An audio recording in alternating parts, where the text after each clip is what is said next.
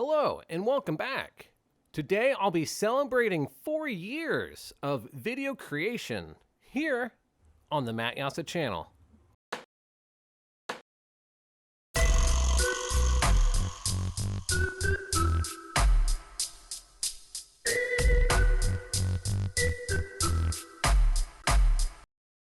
Four years ago, on March 30th, I uploaded my first video making a YouTube pendant. But soon I would arrive at a fork in the road. I had to decide if I wanted to maintain a job of stability or attempt to go down the unknown road of creativity. And after a 4-year-long journey, here we are today.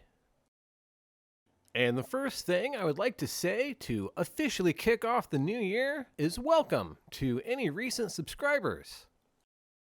I mainly do a lot of glassworking along with some science experiments. So it's not just educational, but should be fun to watch as well. And if you wish to practice the trade yourself, there's plenty of information that I provided, along with being here personally to help you along the way. And now, of course, safety is one of my biggest priorities. This activity isn't about taking risks. All the responsibility of safety rests on you. There aren't any unknown variables. It also does take a great deal of practice. I know I often make it look easy, but it's a bit like riding a bike. No one starts riding a bike right away, and it takes time. But once you get that skill down, you stop thinking about how to ride a bike, and you just do. And of course, it's something that sticks with you. If you don't practice it occasionally, you might get a little rusty, but like a good knife, you can always sharpen yourself up. And so can you guess what I've made yet? I've said the name of it at the start of the video. The design is about as simple as it can be. You can attempt to guess in the comment section below. You can also leave a Lampworking or general question, or just say hi. I'll go ahead and cut to the next item here. I'll use the same size of rod, but the design will be even more simple. But now for what has not been getting more simple is video production. At the start of the channel, I actually steered away from digital imagery and animations. I thought it would be a cooler style to go with drawn images. But then it kind of hit me that I can't really draw that well. And I did actually do a little bit of digital editing and flash animation when I was much younger. I actually wanted to become a computer programmer a while back before this, but I just couldn't cut it. I just lost interest. But I never lost interest in science, or more specifically, physics, which is one of the things that helped draw me into lampworking. The physics that happen and just the science you can do with what you can make. Over the years, I also had to do a lot of research to make sure I not only fully understand what I'm trying to teach, but then be able to translate it to you through my own words. And try to bring a new perspective and not just copy the same information. And that's important because some of the things we're dealing with, some of the variables, are unseen. Heat, for example, radiates out in all directions or can conduct itself through an object. And so if you imagine a long series of connected gears, as you begin to spin one gear, it begins to transfer that force down through the other gears. And as long as everything spins and moves at a consistent rate, you won't have any problems. But since molten glass is over 1,000 degrees higher than room temperature, The outside layer of glass begins to cool rapidly, losing large amounts of energy, while the inside is still moving like crazy. And that is when you get explosive cracking, also called thermal stress.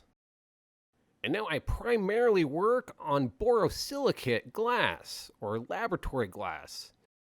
It's much more resistant to thermal stress, or that explosive cracking.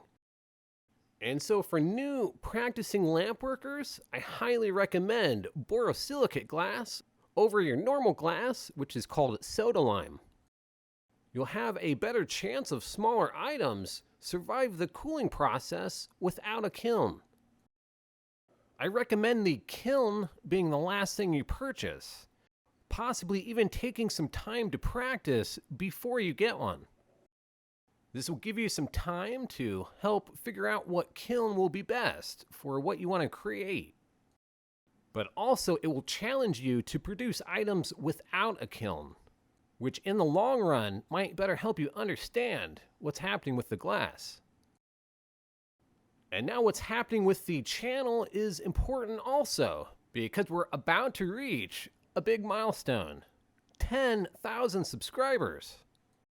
And once that happens, YouTube will unlock some extra channel features, one of which may prove to be vital to the success of the channel going into the future. And that would be my own merchandise, which would show up below the videos. And now I do like the idea of having some custom apparel, some shirts and hats. It sounds pretty cool, but I might hold off on that for now and offer some glass instead. Marbles, pendants, maybe something I made in a more recent video. But then I can use the earnings from that and invest it back into the channel for materials or maybe just advertising. And that is essentially my plan. I feel it's best to be transparent as possible, as you're a part of this channel as I am. This channel is kind of like a drinking glass or a goblet of information. The more that I can pour into it, the less others will be going thirsty. But I've only just started. It's definitely going to be a long journey. I'm trying to keep a steady pace so things don't spin out of control. Just making a nice rounded channel is important, one that can stand upright on its own. And now, in case you are wondering, that is a clue to what I'm making. I normally will talk a lot more of what's happening in the videos, kind of document the process. But I thought it would be fun to give out some subtle clues instead. I do enjoy a good riddle or pun. There's nothing like a good mystery, something to figure out. And I know it's kind of difficult to figure out what is coming up next on this channel. I don't like to repeat myself too often. And so I always prefer to move to a new project, make something new, like a cake. I greased and floured the bottom of this cake pan to keep it from sticking. I'll cream 1 stick of butter with 1 cup of sugar, and then crack an egg into a separate container and add a teaspoon of vanilla. And that's in case it's a bad egg, which I've only gotten 1 in my lifetime. But now I'll mix all that together and mix 1 teaspoon of baking powder into 3/4 cup of flour. Add it into the mixture and combined. I almost forgot to add 1/4 cup of milk, and it's always good to double check the recipe. It'll bake for 20 minutes at 350 Fahrenheit until the top is springy and bounces back when I poke it. I'll let it cool for 20 minutes before I go around the outside with a knife and attempt to take it out of the pan. But of course it's not working, so I'll get another tool and try to gently lift the edge a little bit to release it. And now for the second layer, I'll have to make another batch. I underestimated the amount of servings for this recipe. And now 1 more stick of butter, which I'll beat to smithereens with a wooden spoon until soft, and begin to add the confectionery sugar little bits at a time. This will be the frosting for the cake. You can definitely use a hand mixer to speed this up. I'll add 1 teaspoon of vanilla and then begin to add teaspoons of milk and mixing it until it gets to the consistency that I like. And then I'll give it a little taste to see how it turned out. It's always good to taste test your food while you're cooking. That way you can figure out if it's missing something or in case it has a little too much of something else. And so the channel's official colors are green and purple.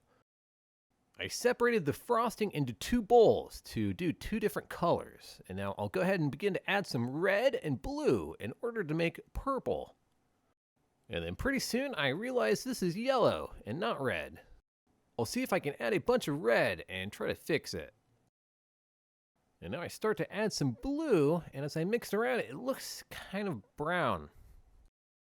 And so I'll just keep adding red and blue, red and blue, red and blue, until I got this. And I think that's as good as it's gonna get. So I'll start layering the cake and frosting it. And now you may need to slice a little bit off the top of the bottom layer. That way the top layer sits flat. I'll switch to green to frost the top and then go grab a handful of marbles and put under the plate to act as a lazy Susan. This will help me spin it around to ice the sides with the purple frosting.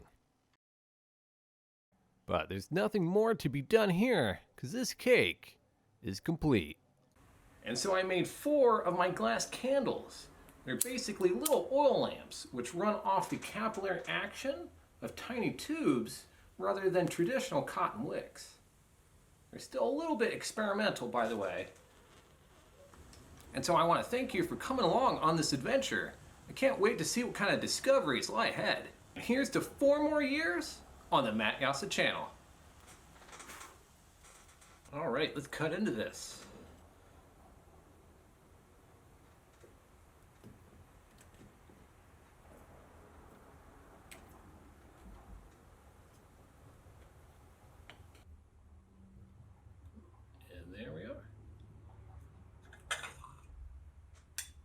That's the first piece.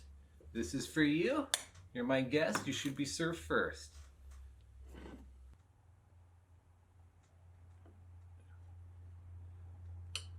And this piece is for me.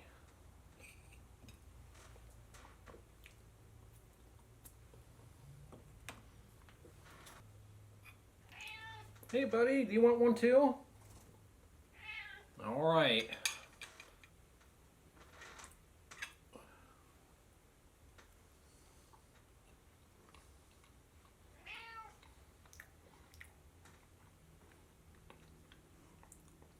That's good. Yeah, it's very good. And so I think the top layer ended up a lot better than the bottom one. The bottom one was a little bit dense. It didn't rise at all. I did put a little bit of baking soda on the second one. So that was probably it.